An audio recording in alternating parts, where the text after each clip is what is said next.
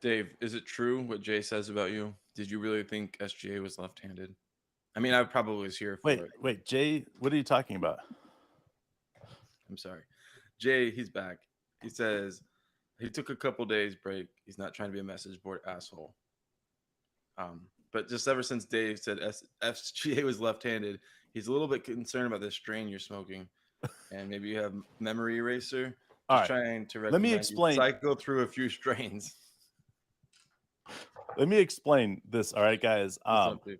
I I want to say the very beginning of us doing the podcast. All right, let's just be honest with This this. is this is a long answer for about SGA's left-handedness. Yeah, but the very beginning of Mark and I doing our podcast. All right, man. Uh, I'm watching games and I'm watching SGA always go to his left. Do you remember this, Mark? I do remember this. And I remember being like, and I say it the first time, but like, anyways, I just watched him go to his left all the time. And I was just like, man, he's such a strong left hand. He's almost like he's ambidextrous or left handed. And when I said that, like, I get it, right? And Mark, you're like, he's not left handed. And I was like, what? He's not left handed. Okay. I understand what Jay is saying. All right.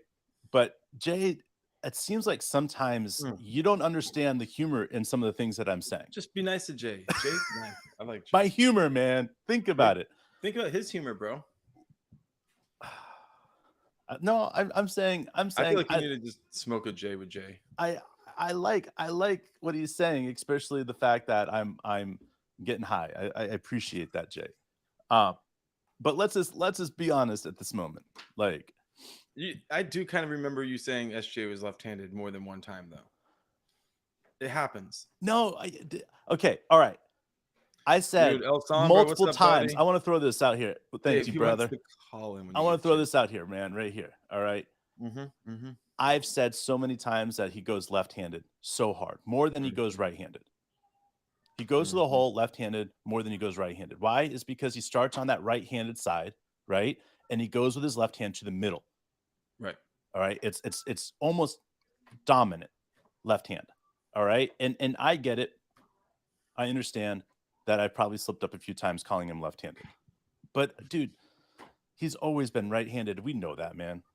I'm not an idiot. You're not an idiot, but it is funny. It's It is like funny. this. It's like this. I like having you Names, defend bro. yourself. Names I mess up, right? Mhm. And I can't help it. And I just can't help it. Like Corliss Williamson's and who Derek Coleman. I know that there's a difference between those guys, but for whatever reason, it came out that way. Like there's just no like there's sometimes that I'm sitting there, I'm like, what did I say? Did I say that right? Obviously, I know that Shea is right-handed. Maybe I played it up a little bit too much, but Hey, I know he's right-handed. Jay, shout out to Jay for we can start a whole show just talking about you, Dave. Hey, let's get that call in info posted. How about that? Yes, dude. Let's do it. We appreciate you, El Sombra, and everybody out there who's listening. If you're listening later the podcast, we love to do call-ins. We're all about sharing the mic, sharing the time. Let's talk about the Thunder. Let's talk about our favorite thing and just kind of kick it. We've been recording a little bit earlier. I got into a new place. Life has been kind of a little bit different, and so we're just kind of figuring out the new schedule. We're recording like it's 8 a.m. right now in Texas. That's where I'm at, and 9 for you, Dave, in Maryland. Yep. So good times, man. Definitely good times. Let's talk a little bit about something I sent you. Let's see. Yesterday, I kind of mentioned it at the end of the show. Before we go any further, is Kaysen a right-handed or left-handed? Don't make me. Let's go, man. All right, so I mentioned I was comparing Kaysen to Russ. Yeah. And so I went through and grabbed the numbers. Kaysen's freshman year compared to Russ's sophomore year at UCLA. Okay. And the reason I did that is because his freshman year, he only played like 9 minutes a game. So just wasn't enough data there. Yeah. So Russ's sophomore year, 33 minutes, 10 field goal attempts, and 46% shooting. Kaysen, 32 minutes, 9.8 field goal attempts, 54% shooting. All right, then the counting stats. For Russ, it was 3.9 rebounds, 4.3 assists, and 12.7 points. Sure. Kaysen, 3.7, 4.3, and 11.7. So 1 point less per game, but he shoots better percentage. Steals, okay. Russ 1.6, Kaysen 2.0, Hmm. and blocks zero point 0.2 for Russ and zero point 0.5 for Kaysen. So there's definitely some comparisons here. Well, I want to throw this out here. I'm sorry, man. There's no comparison in this, is because Russ had a first season as his freshman season. Yes, only 9 minutes a game, but it taught him the speed of college hoops. Kaysen didn't have that. So his first year was learning on the fly, and yet he put up these type of numbers learning on the fly. That's deadly. I mean, if you put Kaysen back in a second year, I mean, he's going to like dwarf the numbers he just had. Yeah, absolutely. It could get really, really wild. Um, so here's my question about Kaysen. Sure. Okay. Um, Obviously, Russ was one of the slower developing players that we've ever seen, in the fact that he was really unrecruited going into his senior year, I think. And then, really at the last minute, UCLA offered him a scholarship, and he goes on to be an MVP. Like, the odds of that happening are just, ridiculous, right? Sure. I guess it does happen occasionally with like Jokic, and you see a player like Giannis, like these guys who are like under valued, and Sure. they people don't really understand what they could be at their peak. But for what Russ did, you can't really compare it to Kaysen, because for Kaysen to go to Kentucky, he was already one of the top recruited players in the country. Yeah. People understood he was one of the best players in the world at a much younger age than Russ. So the trajectory is entirely different, and like that's not something that we can judge anything based on. But like you're saying, at this point, Kaysen is a better player at that age, or at least as a freshman. You think Yeah. Russ didn't even compare. Now Russ was playing with Kevin Love, um, and Drew Holiday, and they were going to the Final Four, and Sure. like so. And I get it. Like Kentucky opens up the deck for freshmen every year, but long term, like I mean, is there any chance that we see, um, from Kaysen, the type of athletic advancements that we've seen take place with some of the other players for the Thunder? Like you kind of think you know what they are athletically, and then they come in and they kind of push it to another level. I mean, does he, or is he kind of like going to be more of a Drew Holiday athlete where, you kind of know what you get, and it's just not going to be like dunking on people? Man, I'm glad we're bringing this up. I'm glad we're talking about Kaysen, because sometimes I don't feel like he gets a very good rep by the some of the other podcasters out there, not understanding his game, truly in understanding what he can do. Last night after you sent me this, or yesterday after you sent me this, I went down and I kind of sat down and put on paper, like, is Russ um is Russ's slow development, was that due to everybody focusing on KD, right?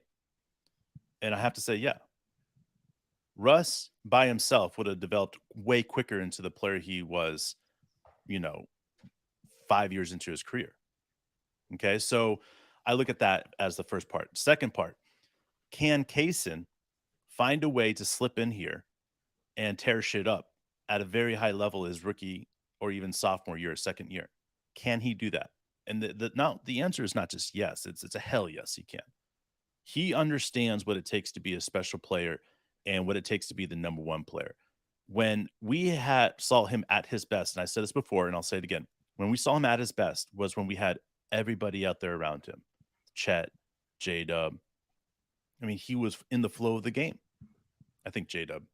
I don't know if he played with J Dub or not that time, but my point is that I can't help but say, when a player stands out to me when the team's better versus when a player stands out when the team sucks, I mean, that's what I want to see. I want to see a player that knows how to play within the system, that knows how to take advantage of the issues that the other team's having. Because to me, the system that we run is simple but complicated. If you don't find a way in, you're not going to find a way out.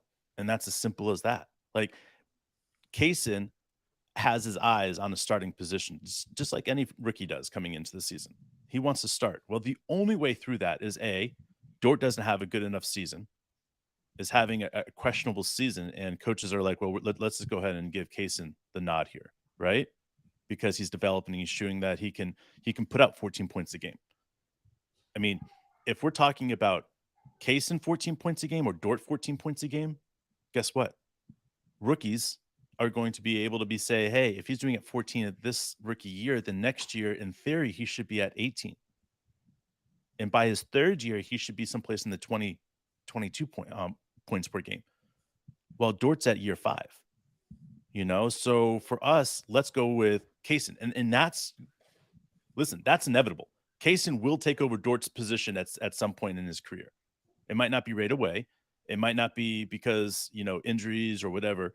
But at some point, Kaysen's going to prove that he's not just more of an effective player, but the way that he can finish, the way that he can shoot, the way he plays defense. It's the combo of everything. And if Dort doesn't learn how to get out of that 14, 16, 17 points a game, Kaysen's just going to blow him up, man. I mean, he's that good. And when you look at him and you break his game down, the fact that you're comparing him to Russ, it kind of shows you where his development can lead to. But I'm not rushing that development. What's up, Eclipse? So when you break it down, you look at like Dort, Kenny, Kaysen. Like those 3 guys can really bring it on defense. I think you throw in a guy like Jay Will and then Chet, like you have like some really, really intense on the ball defense, and you've got some great basket and help defense, and you're going to have a lot of great rotations. Throw in a guy like J-Dub, who can also play passing lanes and is just really, really good at on ball defense and taking the ball away from people. I think we have an interesting lineup that doesn't include really our best. What's up, Unc? What's up, Unc? Hey, how are you, man? Good. I was gonna agree with you, Dave, on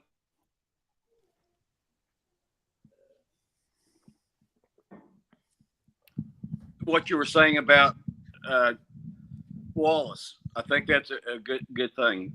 Oh yeah, I agree, man. I think Kaysen is a phenomenal athlete that just needs time to develop his game. For sure, man. Yeah, just real quick. Yeah, go ahead. Like Chris Stapleton. I mean, with your hair down like that, with your beard. Mark, when you put your bandana on, you're almost kind of like a young Willie Nelson kind of a cat. So I like that. I like that, man. Sure. Get that bandana, bro. No, like that.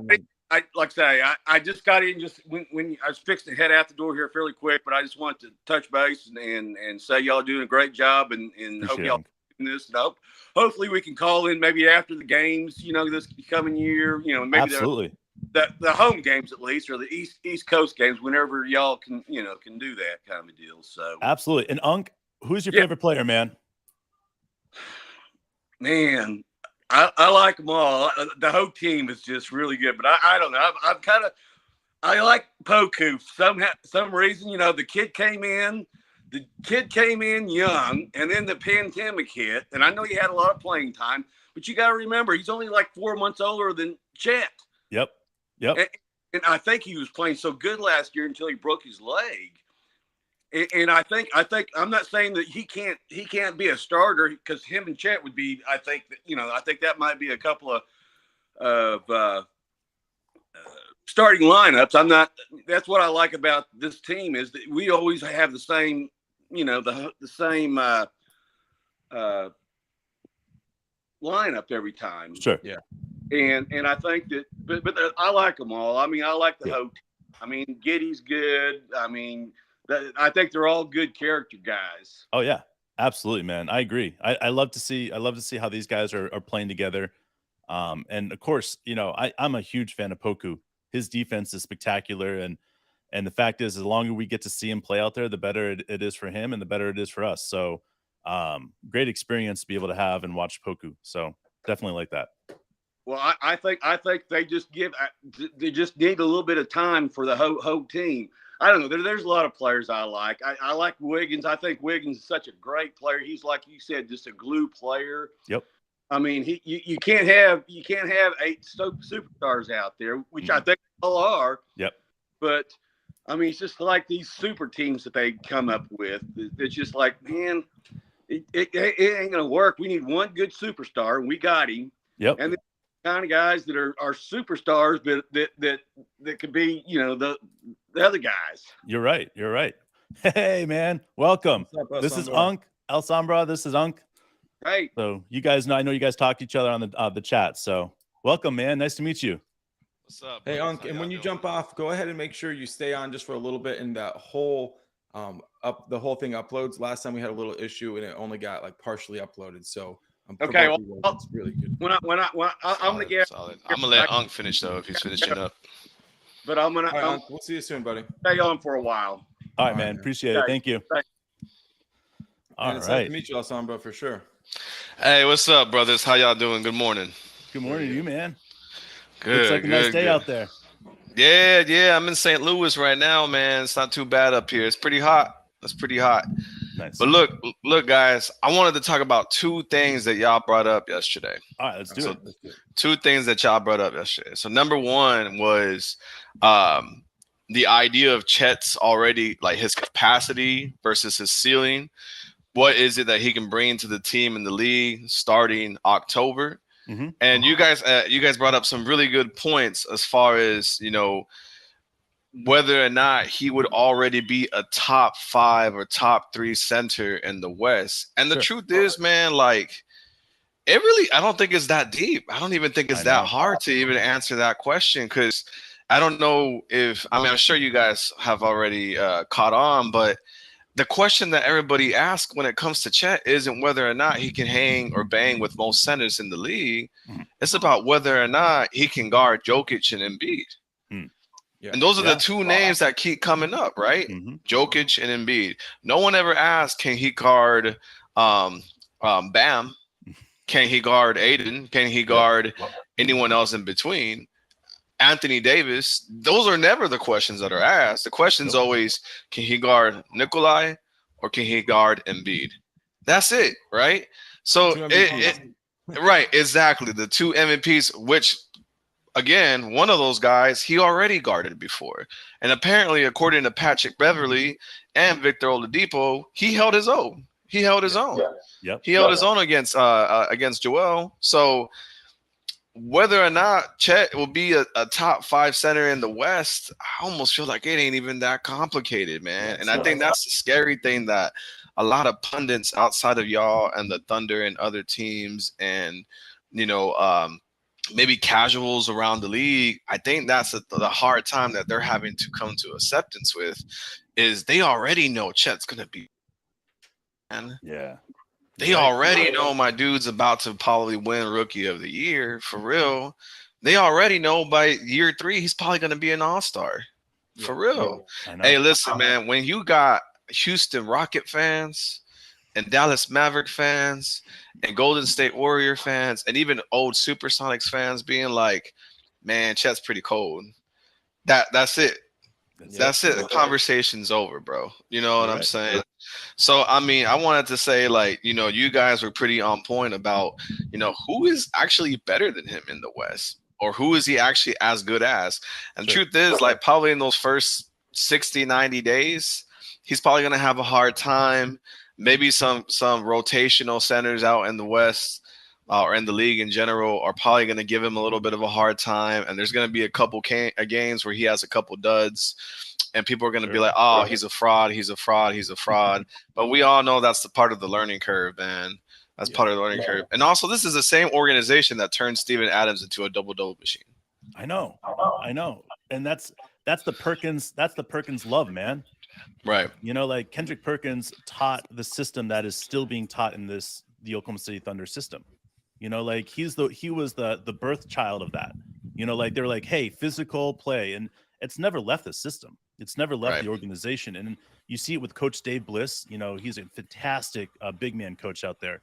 And again, to me, like it correlates to everything that is happening, is that there's no way a player of Chet's caliber can come into the system that we have built that brings out people like Shea and J-Dub and Russ and KD. There's no way that Chet's not coming in here and going to be a perennial all-star. There's just no way. Absolutely. And the crazy thing is we don't even need the man to be an all-star either. That just goes to show how well built this team is we don't even need him to be an all-star. He's probably going to be an all-star. He's probably going to be a perennial all-star at his peak, but we don't even need him to be an all-star is the wild thing. So it's crazy, man. Yesterday somebody compared him, or they said we've kind of forgot about Sabonis in our assessment. That might have been you. Somebody else might have mentioned it. I forget. Sabonis is a power forward through and through. He plays center position sometimes, but really he's a power forward. They don't like to play him that center position a lot. And again, that's one of those things like, of course, Anthony Davis and Sabonis and Aiden are probably going to be better than Chet year one. Sure. Probably, right? But I mean, he's gonna lapse Sabonis and Aiden and some of these other guys. Probably not Anthony Davis right away, but he's gonna lapse them by year 2, year 3, year 4. Definitely by year 4, year 5, once he starts reaching that, season status. But those are comparisons that might be solid for like a year, maybe 2. So second thing was you guys, the whole point of the video yesterday was can they make 50 plus can we win 50 plus games? And Dave, you brought up a really great point of like sometimes you don't need like a heartfelt loss or a tragic, heartbreaking loss to really learn. And I know that people eat that type of shit up all the time. Like you need to lose in a game 7 of a semi-conference finals and this and that. But hey, listen, man, as much as I hate to give them credit, there's already a team that's done that in the last 10 years where they didn't have a heartbreaking loss, but they won an NBA championship a year later. And honestly, I hate to say it, but it was the Golden State Warriors. You're right. I think people forget that way back in 2013, the Golden State Warriors had just missed the playoffs. And they had a young core. They had Klay Thompson and Stephen Curry, and they were trying to get shit built up. And then in 2014, they made it to the second round of the playoffs. I think people forget that. I think it was Mark Jackson's last year coaching them, and then Steve Kerr came in to coach them in 2015, won the NBA championship that same year.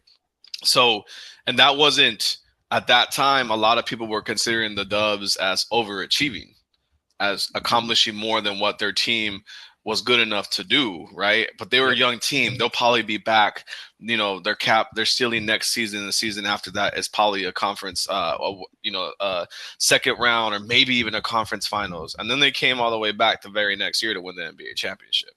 And this is pre-KD, pre-controversy. And sure, maybe the Cavs had some injuries that during that finals, but the Dubs have already showed exactly what you were talking about, Dave, as far as you don't always need to have some heartbreak loss in the playoffs to come back and learn to grow. If 2014 for them was overachieving, then what do you call 2015? Because they won that chip without KD. They won that chip as, I know a lot of people want to discredit the 2017 and 2018 NBA championships, and I kind of do, right? Because of the KD betrayal. Yep. But you can't take much away from that 2015 title. Right. You really can't. They earned that. Oh, absolutely. Except I didn't feel like we were healthy. Yeah. No, I hear you. If we were full strength, but I'm with you. Like, I won't go back and like take anything away. Some people were saying it was one of the easiest roads to a championship in history. Things like that. They did try to take stuff away, but I don't think there is ever an easy road. It's easy to look back and say like, oh, hindsight says, oh, that was simple, but like it's a survival of the fittest in the playoffs every single year. So you got to respect what a young team can do. And I do see like a pathway for us to build on like previous difficulties from like, Shea game 7 with the Clippers against the Warriors, Shea, game 7 against the Rockets with the Thunder. These things build up, and then that one game loss to Minnesota where Shea literally proved he was willing to run through a brick wall and get back out there all beat up and keep playing. Like that's the type of leadership that if you get up in a 7-game series and the guys are like, we're going to finish this fucker right now, you trust them, and you follow them. 100%. Man, all right. For you, question is above or below 18 points a game for Chet? Probably below year one. Probably below year one, and that's All right. because we don't need him to be scoring 18 plus points a game. All right. For So real. you think, where do you think? 14, 15, someplace like I that? think I think if brother can come out there and average 14 and 8 every game, that's already a huge impact for this team, for real. Yeah. Because if I you think mean, about, I mean, Coach D, it's all about systems too, man. We don't right. need him to go out there and be the game changer in terms of points on the board. That's SGA. That's Shea, right? Well, the only reason I think that he could average more points is because of his offensive rebounding ability. Because the offensive rebounding ability that he brings is something that's really spectacular in that aspect of he could pick up 6 points a game from it. Oh, easy. And if Yeah. he's doing 6 points a game for that, that means that he's creating for himself. So he's not taking away shots from Shea or Dort or anybody else like that, or J Dub. He's creating his own shots out there. And for that, man, in the alley oops he's going to bring, with Giddy going down the lane and throwing him alley oops, like I see those happening, frequently. So again, I think 14, 15 points a game is admirable for him. And if you look at our rookies that do well, Shea 14, J Dub 14, like to me, that's a really good starting point for a rookie. For sure. You definitely mentioned a name that I think a lot of people just ain't talking about enough, man, and sleeping on too much. And that's definitely Josh Giddey, man. I know. I mean, my dude averaged a damn near triple double last season, man, as a sophomore. Yep. As a 19-year-old, am I I right? know. As a Crazy. 19-year-old, so I know all eyes are on J Dub, all eyes are on Shea, all eyes are on Chet. Hell, even more eyes are probably on Kassan Wallace right now than they are on Giddy. My dude averaged a damn near triple double in year two. Hey, listen, if he wasn't Josh Giddy, a white Australian dude playing on the Oklahoma City Thunder, right? With those numbers he averaged last season, he would have been an all-star. If he was playing in the Knicks or the Celtics or the Heat or the Lakers or the Clippers or any of these more like bigger market teams or anything Yep. like that, my dude would have been an all-star, man, with those numbers. But if you think about some of these other guys who have been casted as all-stars, man, who have been selected as all-stars, you can go back. I've done it, man. You can go back for the last several years. There's a lot of guys who have been selected to all-star selections who did not average as good of numbers as Giddy did last season. That's right, man. That's He right. put up all-star numbers last year, man. That's right, dude. And he slept on, bro. He is probably like the fifth or sixth guy mentioned when it comes to this team. You guys don't do that. Y'all talk about him a lot, but other pundits definitely don't. I look at guys like Josh Giddey or Rondo as being the guys that you can't win. You cannot not win a championship without a guy like that. You need a guy that facilitates everything, that plays defense, that understands where he can play at, and it's not about scoring. He's going to score when he gets the ball in his hands going downhill, but it's if he sees an alley oop, he's going to throw the alley oop instead. And I think that's the unselfish play is having a floor general like Josh Giddey and allowing guys like J Dub and Shea to do their thing, and now Chet to do their thing. Like that's where this is all going to be next level. And I think understanding the four guard sets that we're going to be putting out there, it's going to be disgusting. Teams are going to be looking at us and be like, okay, the power forward's going to guard what, Josh Giddey, J Dub, like who's going to guard them? Like we're just going to run around them. Like this is going to look like the only thing I can think about is when I was in high school, we saw this team that had like a couple 7-footers, right? They had a couple 7-footers, they had a 6'10" guy, and they were just a big team, right?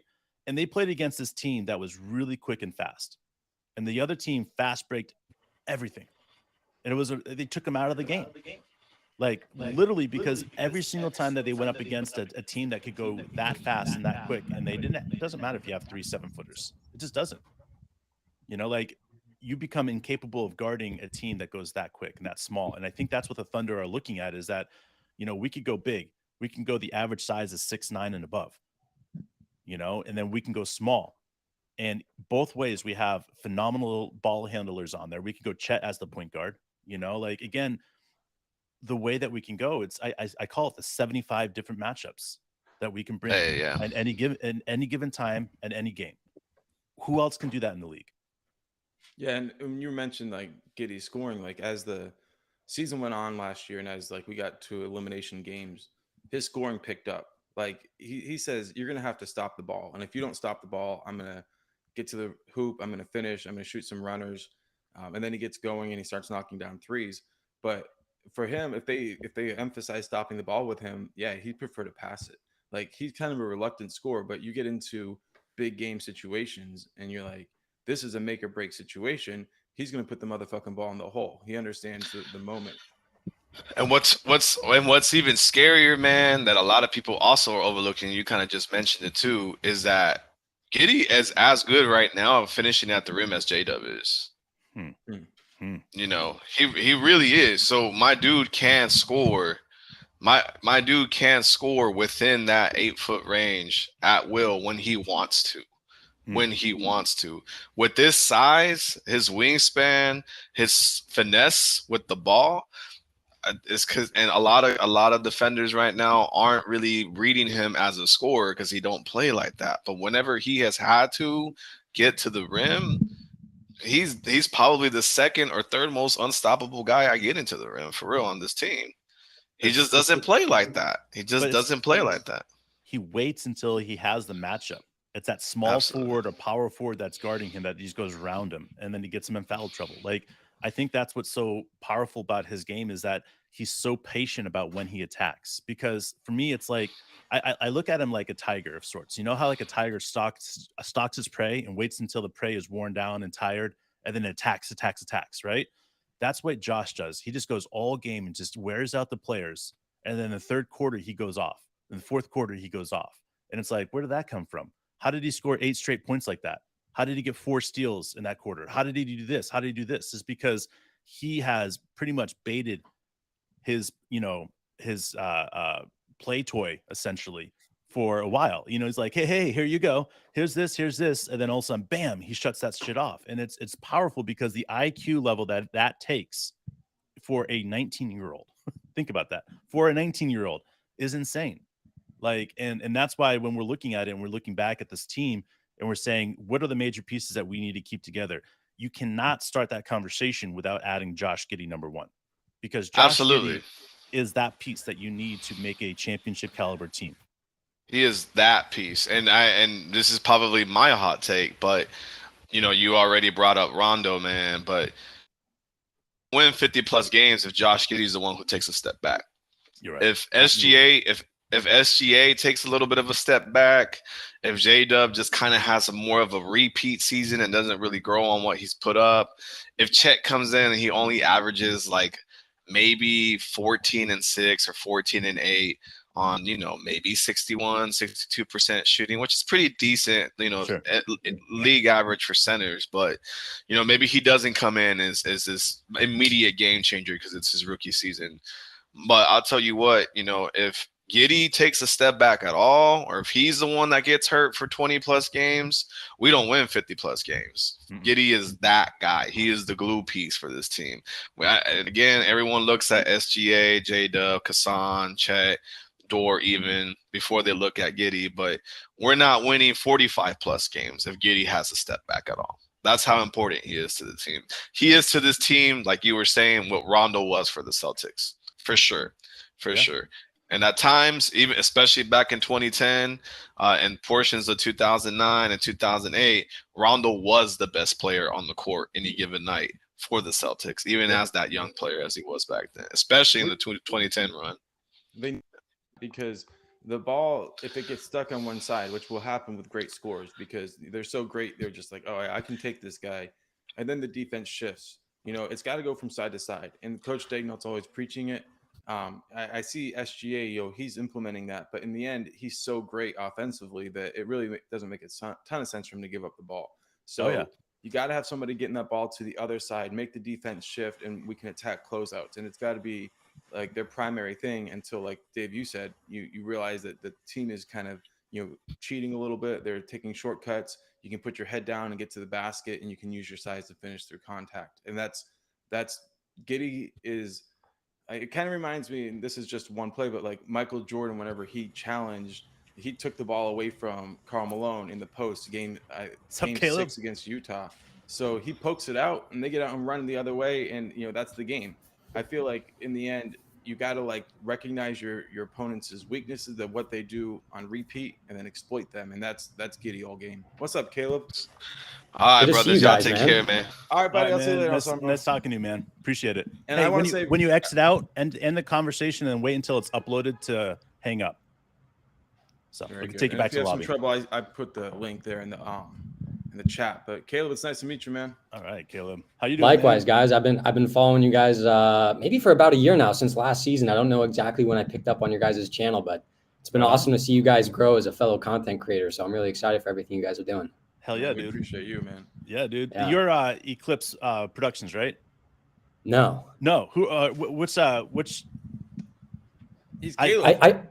I do finance related content, mostly on Twitter. Okay. So I have about 36,000 followers over there. I have a very small YouTube channel, but then I mostly run a newsletter business. That's a whole separate thing. I'm not here to plug my stuff. I'm here to I was shoot the shit with you guys. Yeah, I was curious. When you said content creator, I'm always like, up for stuff like that. So, man, all right. 100%. So what thing are you looking forward to most about the season coming up, man? Dude, I can't wait to see how Chet really meshes with this lineup. I can't wait to see the pick and rolls with Shea, with Giddy. I mean, dude, even when we saw, Usman and Chet running those pick and rolls together, like that's just insane. You have guys who are 6'6", 6'8", or maybe, Giddy's 6'9" probably. And then Usman's a legit 6'10", 6'11", dishing to a guy who's 7'1", 7'2". It's like, who's going to be able to compete with our size? Small, like from a horizontal standpoint, but we're so lengthy. The wingspan is off the hooks.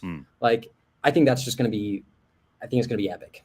I'm excited about the defensive sets that we're going to put out there with Chet there. And then our defense, like you said, the long, lanky arms on defense. You put every single one of our perimeter defenders could have 7'2" wingspans. How that is going to change how people are able to shoot over our guys. I mean, yes, Steph Curry can still take shots like that, or Devin Booker, but it's going to be limited to the guys that can shoot over guys like that. And that to me is the one thing that when you're saying tall, lanky guys, I get excited about, because the defensive prowess that our guys are going to bring is going to be disgusting. Yeah, you think about playing passing lanes, and when teams have to lob passes over long arms, then it's like J-Dub, Shea, Kaysen. They get out and they run, man. And we play at a fast pace, a frenetic pace almost, but we keep turnovers low. So if we can force teams into a lot of turnovers and get out and run, that's 4 or 5 extra possessions a game, easy. It gets exciting. I think one thing on that point too is like, I don't really think that many players on our team, and certainly on the whole this is the case, but like they don't rely on their athleticism. They're just skilled hoopers across the board. Super smart, super high IQ. Like, we don't have a Russ who's just going out there and dominating from an athletic standpoint, just blowing by people. We just have crafty, skilled basketball players at every position, depth for days. And I don't think people are prepared for that. They're just going to be shocked at how we break them down, both offensively and defensively. And such a great point there again, because you're looking at it as this is that our lineups are, you could go straight up guard lineups and put Kenny Hustle at the 5. We saw it last year, like this is, the way that we are going to be able to bring to teams, there's going to, how as a opposing coach are you going to be able to get ready for playing against the Thunder? Like, how are you going to prepare your team to say, okay, you got to match up? Yeah, but how? How, Mark? Like that's what I keep going back to is like, are you going to send guards out there? Are you going to send big men out there? Are you going to? You got to give up size, because you got to be able to handle the team coming off the dribble. If Chet's going to put it on the floor and you've got a stiff out there, then you're fucked. If they play off, like, well, he's going to put it on the floor, so they drop on him. You can't play Chet with drop coverage. Like, that's just not going to work. I know he didn't shoot well in the Minnesota game. I want to go back to the Minnesota game. All right. Shea's getting beat up. Does Shea get beat up like he did with Chet on the floor? Well, does he get beat up like he did with Kenny on the floor? You know what I mean? Like, I don't know. That's a good point. Like, we needed an enforcer. See? Hell yeah, dude. That's a good point. I think we're going to have just way more spacing next year too, which is going to help take so much pressure off guys like Shea, And we're already, didn't we lead the league last year in paint touches? And I know Shea did individually, but as a team, I think we did as well. And drive and dish, rinse and repeat. Like, we'll do that 4 times on one possession. It's we'll do crazy. that in 4 seconds. And if we can't do that, then it's not a good possession. Yeah. Right? Right. Like that's our flow. That's our offense. And that's Coach Daignault, but that's the guys believing in it. I mean, yeah, Giddy does it, Shea does it, and when your leaders do it, then everybody wants to do it. And that's what excites me most about Chet right now. Is like he puts up these great numbers in summer league, but I didn't see a single play called for him. Like it was just like push the ball, do what you do. This is how we're going to play in the NBA too. And he goes out and puts up 24, 25. I'm like, maybe he'll be better than we think because those shots will be open and he'll start knocking down those transition threes. I mean, I've seen him do it enough. I don't care that he didn't do it in summer league at all. Man, I think that's what makes a great player, Mark, is that a player that can go into a system that doesn't demand the ball and that can impact the game without demanding the ball. And then you start drawing up plays for him. Then it gets ugly. I mean, for other teams out there. I mean, and I think with the way that we go back to it, like Shea's a phenomenal passer. J-Dub's a phenomenal passer. Josh Giddey, phenomenal passer. So these guys, when they're coming into the lane and we're doing that whole 1 foot in the lane, right? And then we're getting into the system of 1 foot in the lane, we pass it out, and then all of a sudden you have Isaiah Joe cutting or you have J-Dub cutting. And then the other guys have to fill in. We don't even know what Chet's impact is going to be right now. We can sit here and say, okay, this means that J-Dub's going to get 2 extra shots a game because Chet's guy's not going to be able to help out. Shea's going to get 2 extra shots a game because Shea's guy's not going to, or Chet's guy's not going to be able to help out.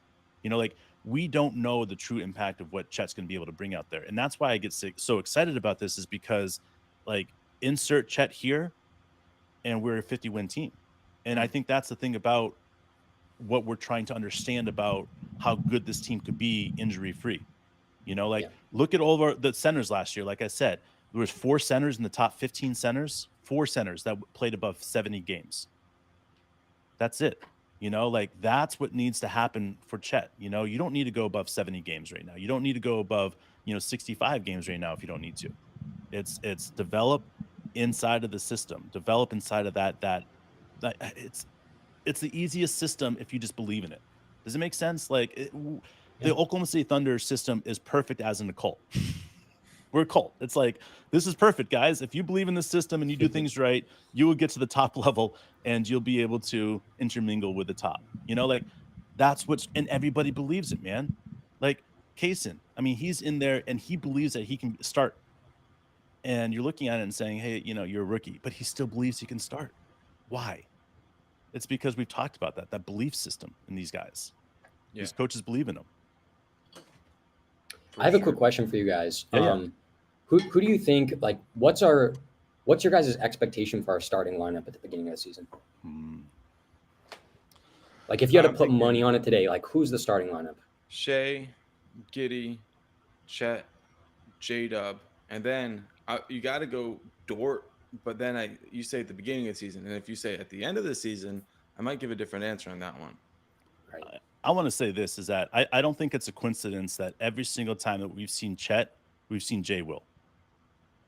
Every single time that we see those two, we see them together. Interviews, whatever, it doesn't matter. Those two guys are connected at the hip. I think that is the future. How quickly we're going to get to Jay Will and Chet playing with each other on the same time at the same court, I don't know. But Poku is another player that could take some starting lineup minutes too. But I wouldn't be surprised if there's the 5th starting lineup is a rotating one, whether it's players taking rest, whether it's injury, whether it's matchup is better for Jay Will or Poku or J Dub, or I think J Dub's set with his starting position. Right, but me too. So say that is a rotating spot, Dave. Like, who would be the guys that you think might rotate into that spot? There's 5 of them, man. Really? I mean, seriously, Jay Will, right? Dort, Kenny, Poku, and then you can put Kaysen in there as well. Kaysen, yeah. In that conversation. So, like, to me, there's 5 guys that really would amplify and really do a great job with the other guys around. And then you throw Wiggins maybe potentially in that second unit, and then you're talking about 2 really great units. Dude, is there a better player for the backdoor play than Wiggins? In the league, I don't know of a player that's better at cutting backdoor than Wiggins. Kenny's pretty great. I like what he does too. But yeah, they built off of each other that rookie year for Giddy, you saw that chemistry start really picking up. So for me, I'm looking at and I'm saying if Aaron Wiggins does what he did last year in that back door, right? What are we talking, man? Are we talking that Wiggins is going to be a top 10 player in the Thunder? I only bring Wiggins up because you brought him up, and I think a lot of people forget about Wiggins. Like they automatically want to go and think about Ty or a different player. But to me, Wiggins is a huge glue piece because when he goes back door, think about how many games we won in the fourth quarter because he started going back door. Man, I loved him. The more minutes he got, the better he played for sure. So I know what you mean, dude. He just reminds me of like a Kenny Williams light, like he, cut from the same cloth. You guys have talked about that before, like these glue energy guys willing to do anything that it takes to win, the hustle plays. He's just in a smaller frame, but, perhaps a little bit more athletic. So it's like if we're playing small ball lineups, he won't be able to slide in at the 4, but he could be there at the 2 or the 3, so. You're right, man. Damn, yeah, it's nice. I love nice it, dude. About, dude. I love your perspective, man. I definitely Thanks, appreciate, and I'm hoping that you continue to join us. The call-in information will stay the same, so like link that. Or, yeah, man. This is fun, man. This is definitely great to get to know. During games, we want to be able to do this during the season and stuff like that because it's you know how it is. I'm sure you don't live in a place that you can be around Oklahoma City Thunder fans a lot. Dude, you want to know where you want to know where I'm living now? Where you living? For sure. I've been living in Istanbul for the last 2 months. Oh, really? That is amazing, man. How's that going? Dude, it's been a great experience. It's probably like the most culture shock that I've experienced being in a new place. Sure. I haven't done like too much international travel, but I started doing the whole kind of digital nomad thing back in March of this year.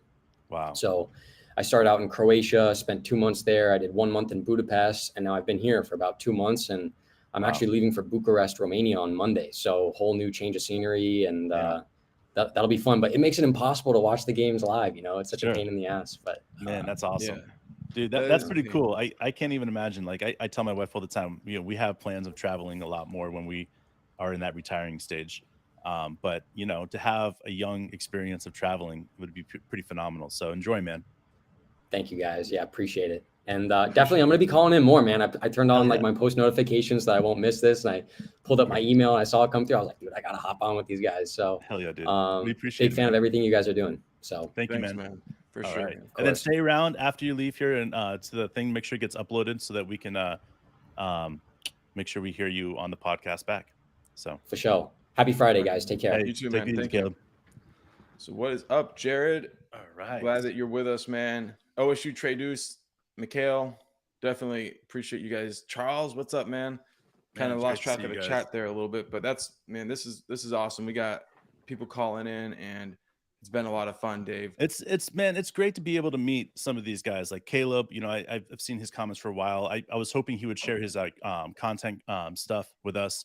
I'll get that right there. Alsambra, he's a musician, guys. If you have an opportunity to look at his stuff. So again, and then also Unk, man, appreciate every single one of you guys. We really enjoy being able to talk to you guys and communicating, and also meeting you. So this isn't gonna stop. So we appreciate it's a dream come true to get to hang out with other Thunder fans across the world, and now Istanbul, our newest country to hang out with somebody from. So we appreciate you, Caleb, Alsambra, Unk, listening. We will see you guys next time. Peace.